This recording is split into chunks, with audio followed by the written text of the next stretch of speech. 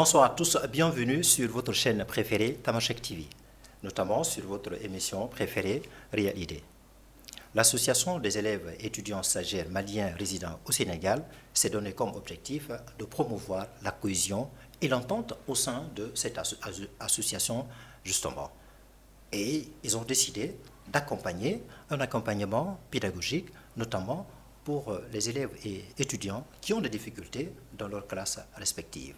Ils ont également donné objectif de faire en sorte que les étudiants, en fin de leur étude-là, puissent avoir de l'emploi dans le marché de l'emploi, sur le marché de l'emploi, j'allais dire. Et pour en parler, nous recevons 3 étudiants pour parler de ces 3 sujets très importants auxquels ils sont vraiment confrontés, à savoir le secrétaire général Mamadi Kamara, étudiant en Master 2 et Management des affaires internationales. C'est ce monsieur qui est à ma gauche. Et à ma droite, vous avez monsieur Abdoulaye Si, il est étudiant à École inter-État des sciences et médecine et vétérinaire à Dakar. Il est aussi un écrivain, il a écrit un ouvrage intitulé Le prix de l'âme. Voici cet ouvrage-là. Il va un peu de temps nous expliquer en substance ce qu'il a relaté dans ce bel ouvrage. Et nous allons, tant sous peu, recevoir aussi notre sœur, Gélika Dembélé. Elle est trésorière. Elle a fait la sociologie en licence 3, donc c'est elle qui gère le nerf de la guerre, comme on le dit, au sein de cette association. Bonsoir, chers amis. Merci d'être venus sur le plateau de Tamashek TV. Bonsoir, M. Cissé, et bonsoir à tous les membres de Tamashek TV. Merci également pour l'invitation. Cher Mamadi, bonsoir. Bonsoir, M. Cissé. Alors, vous savez tous, vous êtes étudiant de cette association-là, l'amicale des étudiants et élèves et étudiants stagiaires au Sénégal, et au sein de laquelle vous avez des préoccupations, vous avez des soucis auxquels vous êtes confrontés, j'allais dire, et à tout moment.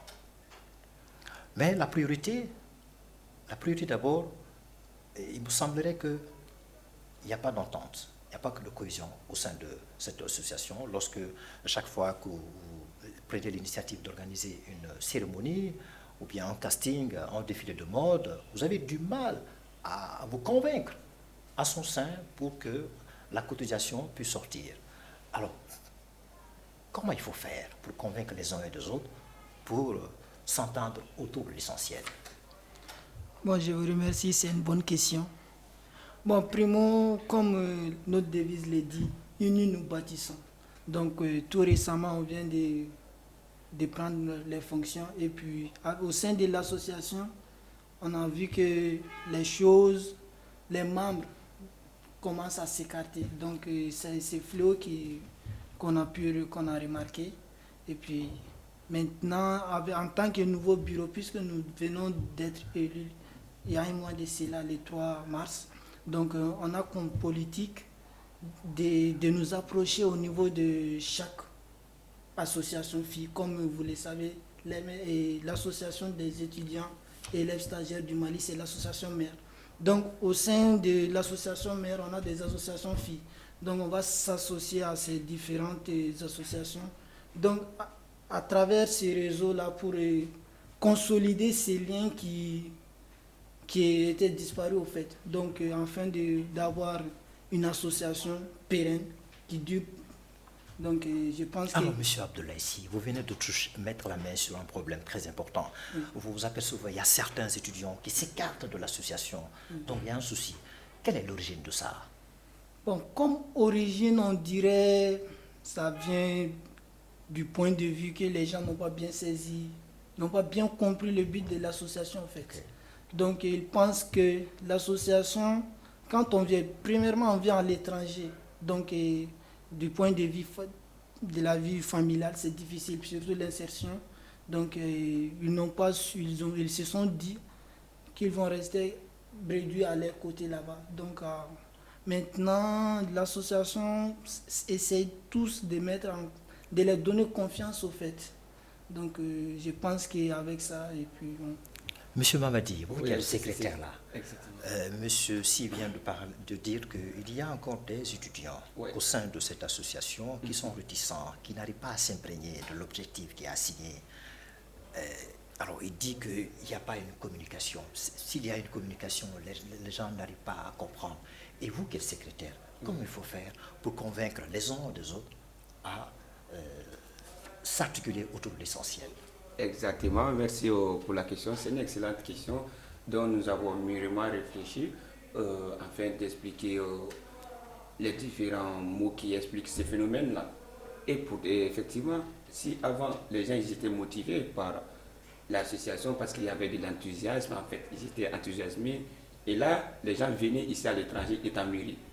Là, nous avons des jeunes actuellement de 16-17 ans qui viennent à l'étranger.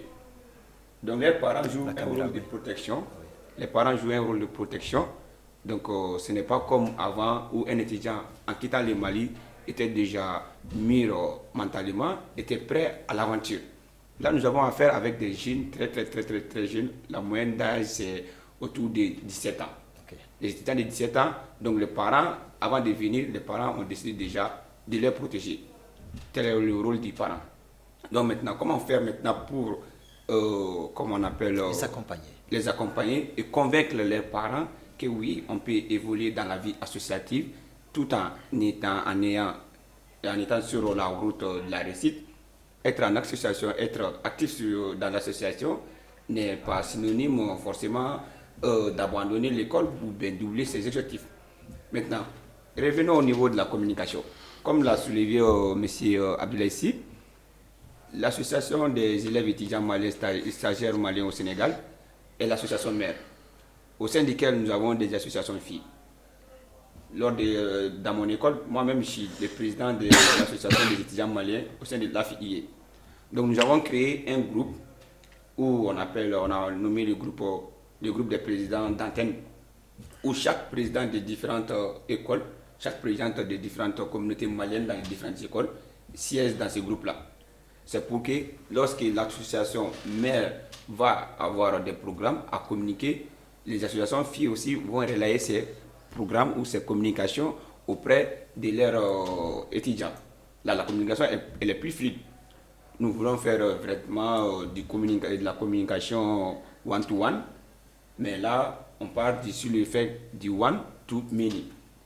C'est-à-dire la communication va venir d'une personne à plusieurs, à travers notamment les relais des associations. Monsieur Kamara, depuis que vous avez commencé cette approche de communication, est-ce que vous avez obtenu le résultat derrière? Est-ce que ça commence à avoir un impact? En d'autres termes, est-ce que les étudiants commencent à s'adhérer à votre vision, à votre principe?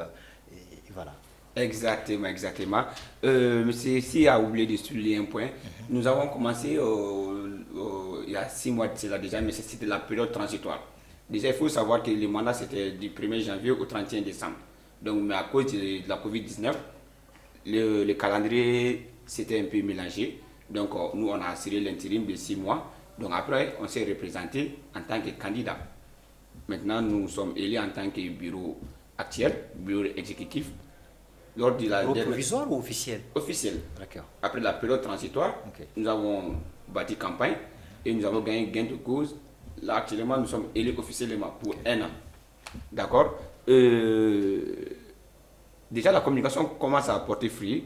Ça peut se constater notamment lors de la dernière journée d'intégration que nous avons organisée à l'ambassade, notamment où nous avons pu assister à la présence de certaines personnalités. Il y avait des milliers d'étudiants. Oui, et des personnalités aussi comme l'ancien ministre de l'Éducation, son Excellence M. Moutaratal, qui était là. Il y avait le président du Haut Conseil des Maliens établi au Sénégal.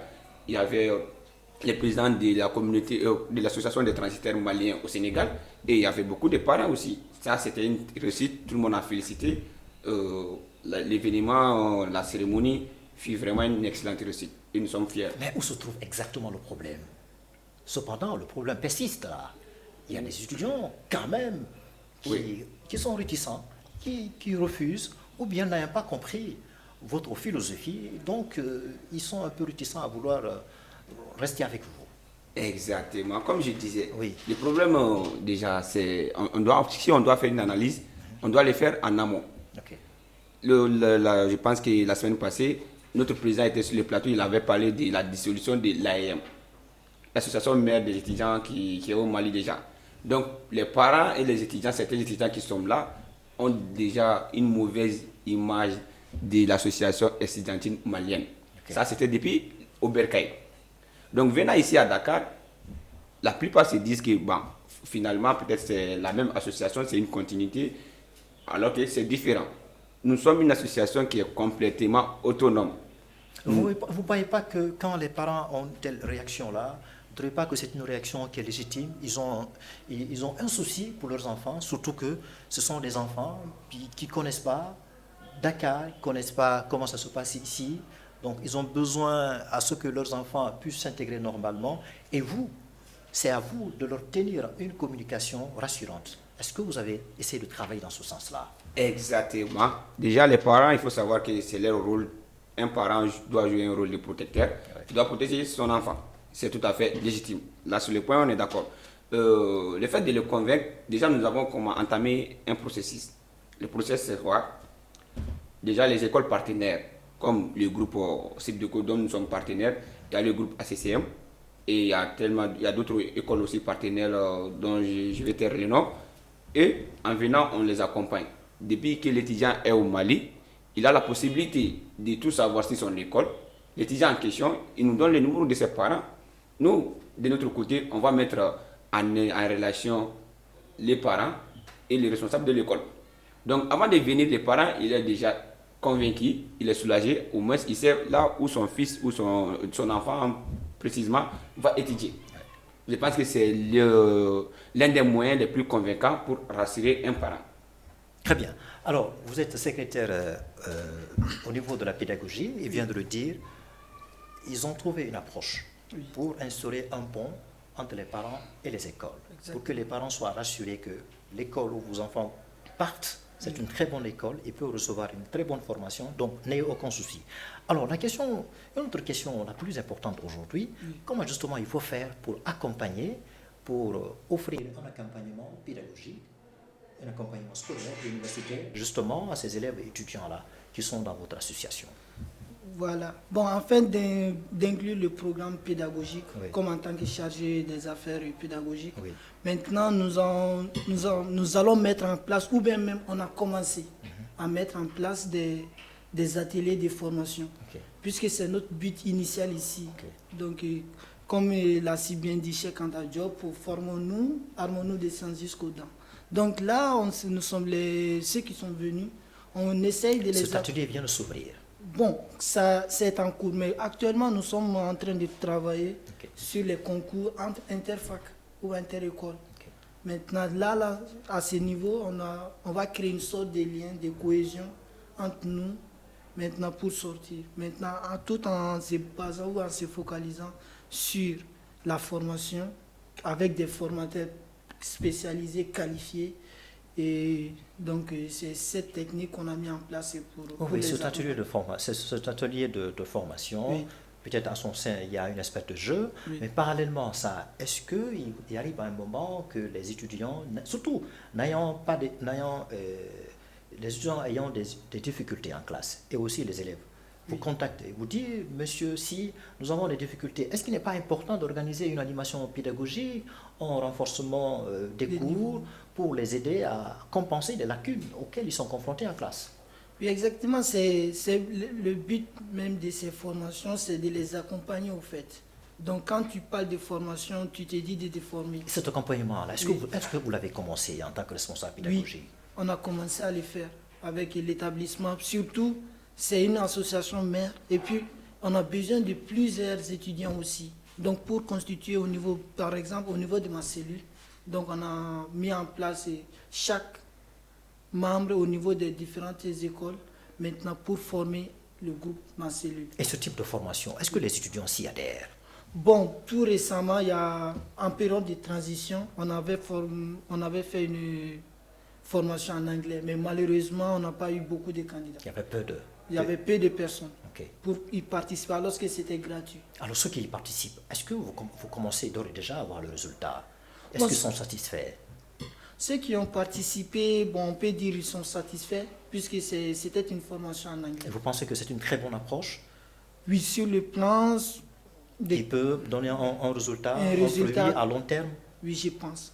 Donc avec l'accompagnement aussi, avec l'application de l'étudiant en question. Donc, comme on le dit, aide-toi, le ciel t'aidera. Donc nous sommes là pour les accompagner. Il faut que l'étudiant aussi s'implique. Donc c'est à ce niveau que nous avons travaillé, que nous continuons à le faire tout au besoin, tout au long de notre cursus, de notre mandat. Très bien. Alors, monsieur le secrétaire, comment il faut faire? Quelle approche il faut faire pour justement renforcer ce mode d'accompagnement scolaire et universitaire? Déjà, il faut savoir la formation dont l'étudiant a besoin. Comme on le sait tous, à l'université, c'est 40%. Les 60% restants, l'étudiant doit en question aller vers le savoir. D'accord? Donc, nous comptons maintenant organiser des séances pratiques qui vont répondre aux besoins concrets de l'étudiant. C'est-à-dire des formations, par exemple, en Photoshop, des formations sur PowerPoint, Word, Excel, des formations sur la prise de parole en public. Parce que l'une des lacunes de l'étudiant malien, c'est de pouvoir parler en public. Contenir l'émotion, le tract. Exactement. Exactement. Beaucoup sont des étudiants. J'ai assisté à pas mal de soutenances des étudiants maliens et je vous assure que ça pose problème. Certes, ils sont intelligents, ils ont la connaissance, mais ils ont du mal à exprimer leur connaissance devant le public. Exactement. Il y en a même qui viennent au bout des larmes. Tellement que l'émotion est là, ils n'arrivent pas à canaliser cette émotion-là qui se trouve en eux. Donc, au final, quand ils sont devant le public ou des personnalités, là, directement, ils oublient tout ce qu'ils ont dans la tête. Alors qu'on sait que la communication, elle est fondamentale au XXIe siècle. Et cette prise de parole en public, est-ce que vous l'avez commencé? Oui, nous avons été approchés par un cabinet de consulting qui propose des formations sur la prise de parole en public. C'est payant? Oui, c'est payant, mais avec la convention que nous avons signée avec ce cabinet. Donc voilà, les termes du contrat prévoient de faire des réductions. La convention entre l'association et le cabinet. Exactement, exactement. Pour la prise de parole en public. Exactement. Déjà, c'est donnant. Nous, on va contribuer à faire la promotion de leur cabinet et aussi, ils vont nous aider à former des étudiants. Et ils viennent, les étudiants, ils viennent? Non, pour le moment, ce n'est pas encore commencé, mais on prévoit de commencer ça, s'il plaît au bon Dieu, les 1er mai. Est-ce que les étudiants ont été informés? Le maximum d'étudiants ont été informés de cette approche-là, de ce partenariat avec ce cabinet qui fait la prise de parole en public? Bon, non, pas encore. La communication n'est pas sur la prise de parole en public, n'a pas été encore faite. Mais la convention et le contrat a été signé avec les cabinets. D'accord, mais vous envisagez de mettre en branle une communication pour sensibiliser les étudiants? Exactement. Exactement. Alors, on va parler, quand vous faites une formation, peu importe la filière qu'on aurait choisie, à la fin de la formation, justement, on a besoin de trouver un emploi viable, un emploi très rémunéré. Alors, dans ce sens, d'abord, est-ce que les étudiants, à la fin, ou bien quasiment à la fin des études, comment vous faites pour les accompagner à pouvoir trouver un stage dans les structures? Bon, je vous remercie pour cette question. Oui. Bon, concernant ce programme, on a mis en place, avec l'aide de mes collaborateurs, le président et puis Mohamed Faké, je les salue également, et puis les SG. Bon, l'insertion c'est plus difficile, puisque d'un côté, vu que tu as fait tes études ici, tu n'es pas venu, bon, à ton retour, tu n'es pas vu de la même sorte. Okay. Donc, sur ce point, on a des structures où, avec le domaine auquel tu évolues, on te met en contact avec eux. Maintenant, l'opportunité que tu as au sein de l'association, d'après, bon, même j'ai eu à rencontrer le professeur centrafricain qui m'a dit l'opportunité c'est être prêt quand il faut. Okay. Donc, on demande d'abord aux étudiants d'être prêts. Si tu es prêt, maintenant, à ce niveau, l'opportunité, tu ne vas pas le manquer, ou ta chance d'être convoité par les structures. Donc, ça ne sera pas manqué au fait. Alors, cette convoitise dont vous parlez là, s'il s'avère que la formation que vous avez pu faire à l'université n'est pas cohérente aux besoins exprimés par l'entreprise, comment vous allez faire pour créer cette éducation-là? Je n'ai pas bien compris. Je dis, une formation, vous avez fait par exemple la sociologie. Oui. Et là, sur le marché de l'emploi, ce n'est pas le besoin qui est là. Voilà, on n'a pas besoin de la théorie, on a besoin de quelque chose de pratique. Alors, est-ce que vous avez pensé à ça, essayer de faire la communication pour que les étudiants essaient de s'imprégner à ça, comme ça, à la fin des études là, ils vont être prenables sur le marché de l'emploi?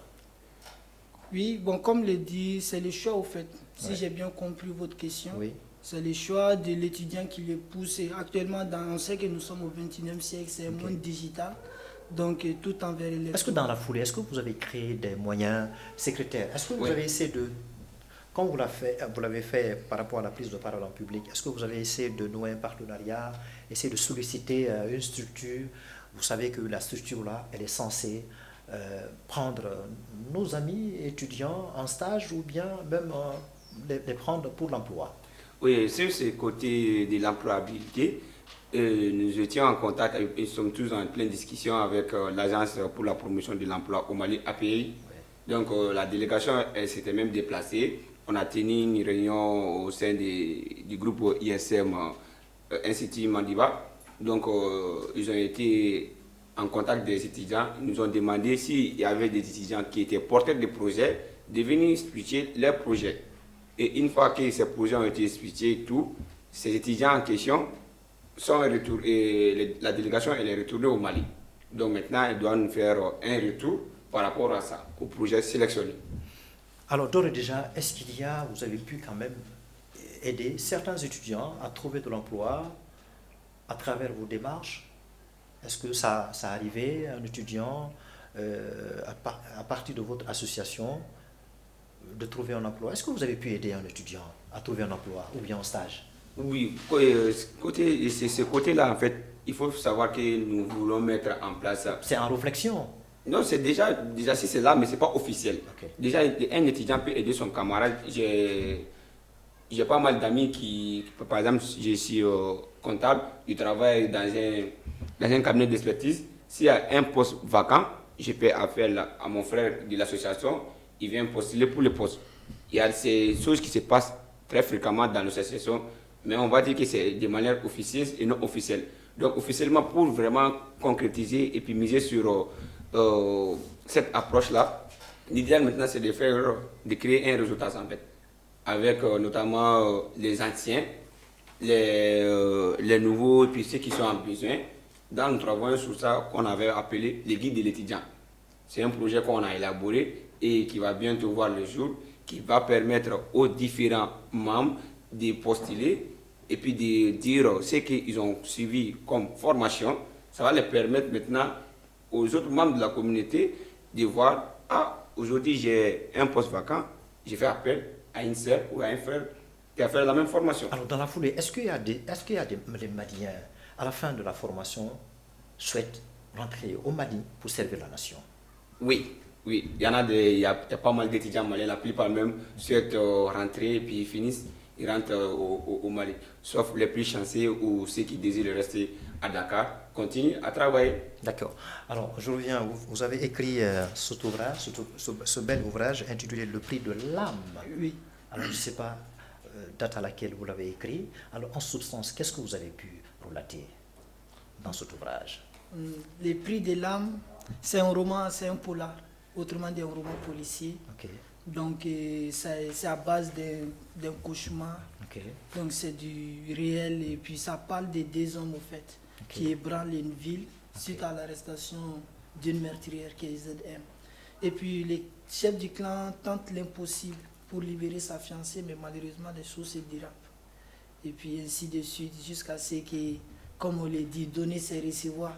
Donc ça se déroule sur ces niveaux, que ce soit la vie en société, la vie au niveau du clan et puis la vie au niveau de la police. Alors là, c'est ça, c'est confus, c'est brutal, ce sommeil cauchemardesque là. Alors concrètement, comment la leçon qu'on peut tirer de là? La leçon qu'on peut tirer de là, Oui. primo, je demande au public de les lire. Oui. Et puis je pense que... Là, vous créez un suspense là. Oui, comme on l'a dit. Vous faites votre propre promotion. Bon, c'est ça, au fait. Donc, quand vous les lisez, et puis chacun a son mot à dire, chacun a ses... Il n'y a pas une leçon à tirer qui peut peut-être inciter les lecteurs à vouloir vous lire? Bon, la leçon que j'ai tirée, ou bien que j'ai voulu transmettre au lecteur, c'est que tout le temps, on a une personne qui nous aide, que ce soit du bon ou du mauvais côté. Le bon côté, lui, il va nous aider au fait. Maintenant, le mauvais côté aussi, n'oublie pas que ces personnes aussi vont en récolter les conséquences avec toi. C'est ce qui se passe avec l'histoire des ZM, que sa fiancée, et plutôt son mari, Kali, va récolter les pots cassés alors qu'il n'a pas commis l'acte. Donc, j'essaie de dire, il faut réfléchir à tout ce que tu fais dans la journée, à tout ce que tu fais dans une semaine, dans un mois, voire dans toute ta vie. Donc, ça parle un peu de ça. Alors, le narratif de cette belle histoire dont vous relatez là, ça vous a pris combien de temps, rapidement? Bon, environ 2 ans. 2 ans. Oui, parce que je l'ai commencé au pays. Je suis là actuellement, ça fait 2 ans. Cet ouvrage compose combien de pages là? 129. 129 pages. Oui. Ok. Le premier chapitre porte sur quoi? Rapidement. Le maître. Le maître. Oui. Le deuxième? Le deuxième, ça parle de l'arrestation, Kali, et puis après, Kali au centre du mouvement. Et puis, à la fin aussi, on va trouver rire, c'est tout ce qui nous reste. Et donc déjà, est-ce que vous avez commencé à écouler cet ouvrage-là? Est-ce que vous avez commencé à vendre? Oui, j'ai commencé à le vendre. C'est même disponible au niveau de la bibliothèque Claire Afrique et puis à mon niveau aussi. Et quelle édition qui vous a accompagné? Innov Édition, c'est au Mali. Au Mali. Oui. Très bien. Alors, il y a un autre problème, comme on le dit, c'est le nerf de la guerre. Le nerf de la guerre, c'est l'argent. Donc là, tout de suite, je vais appeler votre trésorière, Gélika Dembélé, qui est sociologue en licence 3. Exactement. Elle va nous parler justement du problème d'argent. Alors, si le problème d'argent, il y en a bien sûr. Oui. Alors, si vous organisez une association, une journée d'intégration, comment vous gérez ce problème, cet argent-là à l'interne? Donc, dans ce peu, vous allez vous céder la place. Dans ce peu, je vais recevoir Gélika Dembélé. Elle est trésorière, elle est sociologue en licence 3. Donc, dans ce peu, elle va nous rejoindre sur le plateau de Tamashek pour nous parler ce mécanisme-là, ce mode de gestion de ressources mobilisées, ressources financières, bien sûr, mobilisées par des uns et des autres, notamment par les élèves et étudiants. Bonsoir, Gélika Dembélé. Vous êtes trésorière de l'association des élèves et étudiants stagiaires maliens résidant au Sénégal. Merci d'être venu sur le plateau de Tamashek TV. Je pense que c'est la première fois. Oui, c'est la première fois. Alors, vous avez certainement entendu, on a abordé plusieurs sujets sur l'accompagnement pédagogique. On a parlé aussi le souci de cohésion, d'entente au sein justement de cette association dont vous êtes membre et dont vous êtes responsable. Maintenant, supposons que je sais que parfois vous organisez une journée d'intégration, une cérémonie. Alors comment cet argent-là, mobilisé, comment ça se gère? Ok, bonsoir tout le monde et merci pour la question. Déjà, pour le problème d'argent, en fait, pour commencer, il faut dire que ce n'est pas facile. On ne peut pas satisfaire tout le monde tant qu'il n'y a pas un budget fixe, en fait. Et c'est ce que beaucoup de personnes ici, pratiquement les Maliens, ils oublient, au fait. Donc déjà, si on décide, comme ce qu'on a fait, la journée d'intégration, on ne peut pas franchement venir directement organiser une journée d'intégration, même si c'est obligatoire, le bureau doit le faire. Mais ça demande du fonds. Oui, forcément, on a besoin de l'aide des étudiants. Et c'est ce qu'ils oublient. Et aussi, il y a des partenaires qui sont là, oui, qui nous appuient beaucoup, franchement. Mais ce n'est pas tout le temps judiciaire de se déplacer pour aller vers eux. Déjà, comme on le dit dans la vie, tu ne peux pas aller toujours vers quelqu'un si toi-même tu n'as pas quelque chose pour qu'il puisse t'aider facilement. Donc c'est pour cela qu'on a décidé de, voilà, maintenant, au lieu d'aller directement vers... Il faut compter sur vous-même. Voilà, il faut qu'on commence par nous-mêmes. Comme on le dit, la charité commence par soi. Voilà, commence par soi-même. Effectivement. Donc c'est pour cela on a décidé de faire l'appel aux étudiants qui commencent aussi à participer. Parce que quand on parle de l'association, on ne parle pas seulement du bureau, mais on parle de tous. Voilà. Que ce soit les stagiaires, que ce soit les étudiants. Cet appel-là, depuis que vous avez commencé, Madame Keleka, est-ce que ça tombe dans de bonnes oreilles des élèves et étudiants? Et du coup, est-ce qu'ils ont commencé à cotiser, faire une participation pour renflouer cette caisse-là qui est quasi vide? Bon, c'est ça. Au fait, tout le monde n'a pas compris le contexte, au fait. D'accord. Déjà. Car quand on a décidé de faire ça, bon, d'autres, ils n'ont pas bien compris l'approche que nous, on voulait faire. Et je pense que la plupart, ils ont compris, au fait. Parce qu'ils savent que ce n'est pas facile. Déjà, surtout à Dakar, ici, ce n'est pas complètement facile. Mais bon, certains pensent que ce n'est pas à eux de le faire, mais au bureau de le faire. Alors, déjà, le seuil de la cotisation, c'est combien? C'est 5 000 pardon, c'est 1 000 francs, 2 000 dans un premier temps. Par exemple, pour organiser une journée d'intégration, là, vous avez d'abord besoin de vos efforts. Et là, pour cela, combien vous proposez aux uns aux autres? Est-ce que c'est 1 000 francs, 2 000, 3 000? Déjà, le bureau, même nous-mêmes, en tel que, on cotise au fait, dans l'ensemble. Les responsables d'abord? Oui, les responsables, nous, on cotise même. Donc, ça, c'est pour donner l'exemple aux autres? Oui, effectivement. Donc, maintenant, on avait soumettre aux autres s'ils pouvaient commencer aussi à cotiser maximum 2 000 francs.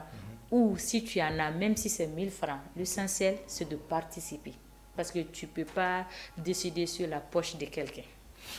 Alors, quand les étudiants participent en si peu, peu importe le montant, 1 000 francs, 2 000 francs, éventuellement 5 000, est-ce que derrière le message passe? Est-ce que vous leur expliquez les raisons pour lesquelles ils sont obligés de participer? C'est pour savoir que là, les étudiants ont une vision biaisée de la chose. Déjà, lors de la dernière journée d'intégration que nous avons organisée, il n'y a aucun étudiant qui a cotisé. Aucun étudiant, je vous dis. Est-ce qu'auparavant, le message a passé? Est-ce que vous leur avez fait comprendre? Voilà les raisons pour lesquelles vous êtes tenus de participer, parce que c'est pour votre intérêt. Déjà, la charte de l'AMINCAD, de l'association, prévoit qu'une cotisation annuelle, en plus aussi de l'achat de la carte des membres. Est-ce que justement, il y a eu une vulgarisation sur les dispositions de cette charte-là? Exactement. La majeure partie, hormis les nouveaux étudiants que nous avons approchés, tous les anciens qui sont là au moins 2 ans à Dakar sont au courant de cette charte-là. Mais malheureusement, on n'a pas de résultats. Alors, madame, en dehors des ressources internes que vous arrivez parfois à mobiliser pour ce faire, il y a d'abord les responsables du bureau qui commencent à faire la contribution et ensuite vous demandez aux étudiants et élèves de faire la même chose. Au-delà de ça, les partenaires dont vous parlez là, est-ce que vous trouvez une approche parce que, comme on le dit, le ridicule ne tue pas. Est-ce que vous essayez de partir vers eux pour leur demander, oui, certes, nous avons quelque chose dans la caisse, mais on a besoin de votre générosité. Est-ce que vous le faites? Oui, effectivement. Bon, comme ça a toujours été à chaque fois quand il y a les activités, nous nous approchons des partenaires et maintenant pour les soumettre maintenant leur entre-aide. Ils contribuent aussi. Les partenaires lesquels? On peut connaître leur nom? L'ambassade? Bon, oui, je dirais que l'ambassade fait partie. Déjà, ils nous donnent le cours, au fait. On fait les activités des journées d'intégration et pour la rupture, on le fait à l'ambassade. Aussi, il y a les transitaires aussi qui participent. D'accord. Transitaires maliens? Oui, les transitaires maliens. Est-ce qu'il y a la fêtière? Le Haut Conseil des Maliens participe aussi? Le président? Oui. Les présidents entrants et sortants, est-ce que tout le monde participe? Est-ce qu'ils accompagnent les élèves et étudiants? Effectivement, tant que, bon, à ce que je sache quand même, tant qu'on part vers eux, ils sont là, à vrai dire, ils nous accompagnent. Donc le souci, c'est à l'interne. Exactement. Vous ne pouvez pas vous comprendre pour faire cette mobilisation interne. C'est ça le souci. Qu'est-ce qu'il faut faire pour débloquer cela rapidement? Est-ce qu'il faut mettre fin à notre entretien? Allez, rapidement, oui. Je pense qu'il faut... Le message à faire lancer. Propager déjà l'information. Oui. Parce que déjà, avant qu'une personne contribue, il doit avoir d'abord son intérêt. Donc nous allons mettre en place des communications pour les faire part des intérêts qu'ils peuvent accueillir, notamment en ayant la carte des membres, dont ils peuvent bénéficier, les opportunités que la carte des membres peut vraiment ouvrir à un étudiant, peut susciter par peut-être un étudiant à s'abonner et à payer sa cotisation annuelle. Allez, un dernier mot, rapidement, un message à lancer à l'endroit de vos amis, camarades de classe, pour qu'ils acceptent de remplir la caisse là, dont vous avez la responsabilité de gérer, rapidement. Bon, je dirais juste que, au fait, il ne faut pas qu'ils voient que c'est le bureau seulement, mais qu'on est là tous pour l'un et l'autre. Donc, quand ça parle du Mali, en fait, c'est en global, c'est nous, au fait. Donc, c'est ensemble que nous faisons bâtir, au fait. Donc, je les appelle à venir. Un message en Bambara, rapidement. Bon, moi, je suis malien, aïna, anga fara ɲɔgɔn kan, anga kɛsi dɛmɛ, surtout aka ne yɛrɛ dɛmɛ. Donc, aka ne ka compte chargé, anga baara kɛ ɲɔgɔn bolo, en même temps, an dɔgɔninw minnu bɛna an kɔfɛ, olu fana k'a dɔn ko fɛn dɔ fana bɛ yen nɔ. Merci d'avoir été Gelika Dembélé, la trésorière, sociologue en licence 3. Merci d'avoir été sur le plateau de Tamashek TV. Et Monsieur Mamadi Kamara, vous êtes secrétaire également. Merci d'avoir été sur le plateau de Tamashek TV. Et je remercie également notre cher Abdoulaye Sy, qui est le responsable de la pédagogie au sein de cette association, l'association des élèves et étudiants stagiaires maliens au Sénégal. Je le remercie également. Je le remercie aussi pour avoir publié ce bel ouvrage-là. Comment on peut l'appeler? Vous connaissez, vous l'avez lu? Pas encore, parce que j'attends toujours mon C'est quoi le titre? Le prix de l'âme. Le prix de l'âme. Ouais. Voilà. Donc, voilà, donc c'est ce qui met fin à notre entretien, l'entretien que j'ai eu avec ces grands étudiants qui sont responsables de l'association. Et le programme se poursuit sur votre chaîne préférée, Tamashek TV.